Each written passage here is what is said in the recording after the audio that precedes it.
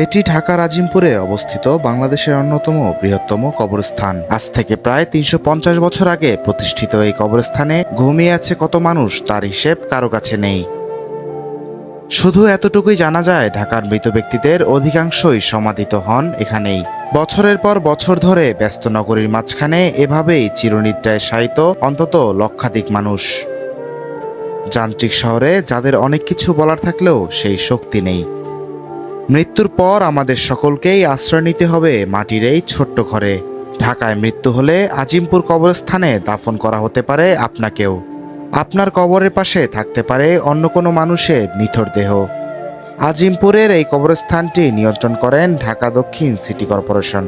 বিভিন্ন দামে বিক্রি করা হয় কবরের ৩ হাত জায়গা। সাধারণ কবরের একরকম দাম, পাকা কবরের জন্য দিতে হবে বাড়তি মূল্য। সেই সাথে আপনি কতদিনের জন্য কবরটিকে অক্ষত রাখতে চান সেটাও নির্ভর করবে আপনার টাকার উপরে।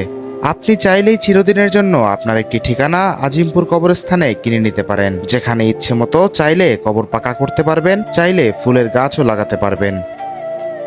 আপনার মৃত্যুর পর স্বজনদের আন্তরিকতার উপর নির্ভর করবে এর সবকিছু। নিষ্ঠুর এই শহরে সবাই যে বাবা মাকে ভুলে যায় তা কিন্তু নয়। অনেকেই আসেন, বাবা মায়ের কবরের পাশে দাঁড়ান, চোখের অশ্রু ফেলে কাঁদেন এবং দোয়া করেন।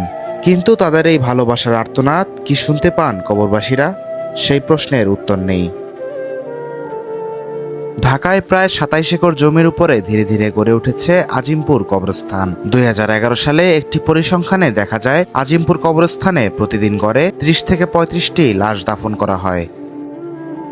জনসাধারণের জন্য উন্মুক্ত থাকলেও আজিমপুর কবরস্থানে ঘুমিয়ে আছেন দেশের কৃতি সন্তানেরা। যে শহরে প্রতিদিন মানুষ স্বপ্নের পিছনে ছুটে বেড়ায়, সেই শহরেই একদিন থেমে যায় সব ব্যস্ততা। নাম, পরিচয়, অর্থ কিংবা ক্ষমতা, শেষ পর্যন্ত সবকিছু মিলেমিশে যায় এই কয়েক হাত মাটির নিচে। তাই জীবনের প্রতিটি মুহূর্ত, প্রতিটি সম্পর্ক আর প্রতিটি ভালো কাজের মূল্য হয়তো এখানেই সবচেয়ে বেশি উপলব্ধি করা যায়।